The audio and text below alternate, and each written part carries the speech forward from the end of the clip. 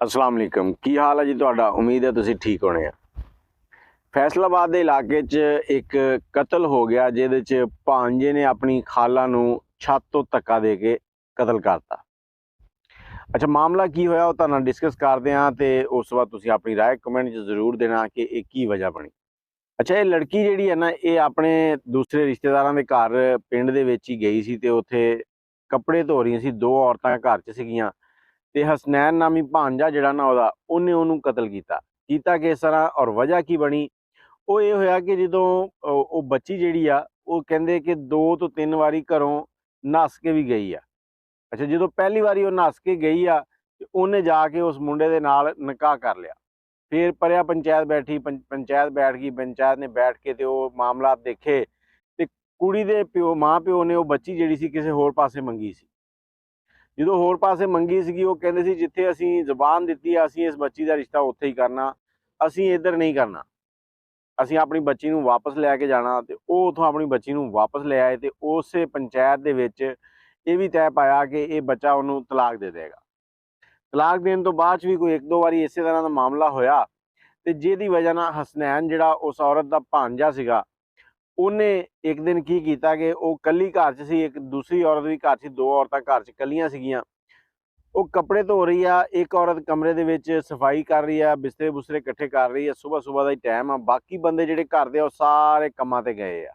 ਕੋਈ ਮੱਝਾਂ ਨੂੰ ਪੱਠੇ ਪਾਣ ਗਿਆ, ਕੋਈ ਦਿਹਾੜੀ ਤੇ ਗਿਆ, ਇਸ ਤਰ੍ਹਾਂ ਨਿਕਲੇ ਆ। ਉਹ ਕੀ ਕਰਦੀ ਕੱਪੜੇ ਧੋ ਕੇ ਤੇ ਛੱਤ ਤੇ ਕੱਪੜੇ ਸੁਕਾਉਣ ਜਾਂਦੀ ਆ। ਕੱਪੜੇ ਛੱਤ ਦੇ ਜਿਹੜੇ ਪਰਦੇ ਹੁੰਦੇ ਉਹਨਾਂ ਦੇ ਉੱਤੇ ਪਾ ਕੇ ਤੇ ਜਦੋਂ ਵਾਪਸ ਉਤਰ ਰਹੀ ਹੁੰਦੀ ਹੈ ਸੀੜੀਆਂ ਦੇ ਉੱਤੋਂ ਤੇ ਪਿੱਛੋਂ ਹਸਨੈਨ ਨਾਮੀ ਮੁੰਡਾ ਜਿਹੜਾ ਨਾ ਉਹਦਾ ਭਾਣਜਾ ਜਿਹੜਾ ਲੱਗਦਾ ਸੀ ਉਹਨੇ ਉਹਨੂੰ ਧੱਕਾ ਦਿੱਤਾ। ਧੱਕਾ ਦੇ ਕੇ ਤੇ ਸੀੜੀਆਂ ਤੋਂ ਥੱਲੇ ਸੁੱਟ ਦਿੱਤਾ। ਉਹ ਜਦੋਂ ਥੱਲੇ ਡਿੱਗੀ ਆ ਤੇ ਉਹਦੇ ਸੱਟ ਲੱਗੀ ਆ। ਜਿਹੜੀ ਦੂਸਰੀ ਔਰਤ ਸੀ ਘਰ 'ਚ ਉਹਨੇ ਨਾਲ ਹੀ ਰੌਲਾ ਪਾਇਆ, ਬਾਹਰ ਗਲੀ 'ਚ ਨਿਕਲ ਕੇ ਤੇ ਕੋਈ ਔਰਤਾਂ ਇਕੱਠੀਆਂ ਹੋ ਗਈਆਂ। ਫਿਰ ਉਹਨਾਂ ਨੇ ਇਸ ਕਤਲ ਨੂੰ ਛੁਪਾਉਣ ਦੀ ਕੋਸ਼ਿਸ਼ ਕੀਤੀ।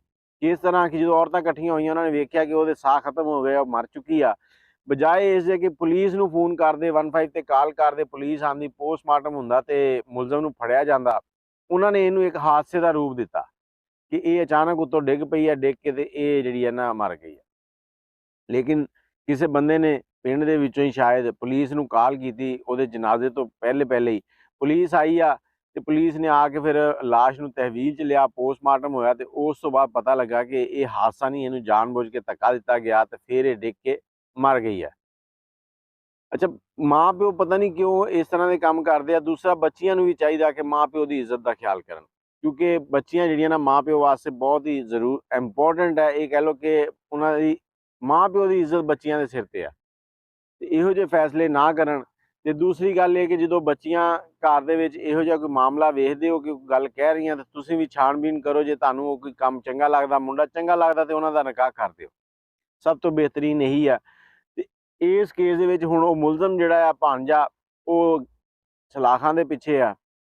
ਬੱਚੀ ਫੌਤ ਹੋ ਗਈ ਆ, ਉਹ ਮੁੰਡੇ ਨੇ ਵੀ ਨਿਕਲ ਆਉਣਾ ਕਿਉਂਕਿ ਉਹ ਘਰੇਲੂ ਮਾਮਲਾ ਆ। ਘਰ ਵਾਲਿਆਂ ਦੀ ਮੁਦਈਅਤ ਦੇ ਵਿੱਚ ਮੁਕੱਦਮਾ ਦਰਜ ਹੋ ਗਿਆ। ਕੱਲ ਨੂੰ ਉਹ ਮਾਫ ਕਰ ਦੇਣਗੇ, 4 ਦਿਨਾਂ ਤੋਂ ਬਾਅਦ ਉਹ ਬਾਹਰ ਆ ਜਾਏਗਾ। ਲੇਕਿਨ ਜਿਹੜਾ ਮਰਨੇ ਵਾਲੀ ਉਹ ਮਰ ਗਈ ਆ। ਤੇ ਕ੍ਰਾਈਮ ਜਿਹੜਾ ਹੋ ਰਿਹਾ ਸੀ ਉਹ ਇਹ ਸੀਗਾ ਕਿ ਜਦੋਂ ਉਹਦਾ ਕਤਲ ਹੋ ਗਿਆ ਉਸ ਕਤਲ ਨੂੰ ਛੁਪਾਉਣ ਦੀ ਕੋਸ਼ਿਸ਼ ਕੀਤੀ ਜਾ ਰਹੀ ਸੀ। ਇਹ ਸਾਰਾ ਮਾਮਲਾ ਹੋਇਆ ਫੈਸਲਾਬਾਦ 'ਚ। ਤੇ ਮੈਨੂੰ ਇਜਾਜ਼ਤ ਦਿਓ, ਇਨਸ਼ਾਅੱਲਾ ਇਹਦੀ ਨੈਕਸਟ ਜਿਹੜੀ ਕੋਈ ਇੰਪਰੂਵਮੈਂਟ ਹੋਏਗੀ ਕੇਸ ਦੇ ਵਿੱਚ ਉਹ ਤੁਹਾਡੇ ਨਾਲ ਜ਼ਰੂਰ ਸ਼ੇਅਰ ਕਰਾਂਗੇ ਬਹੁਤ ਜਲਦ।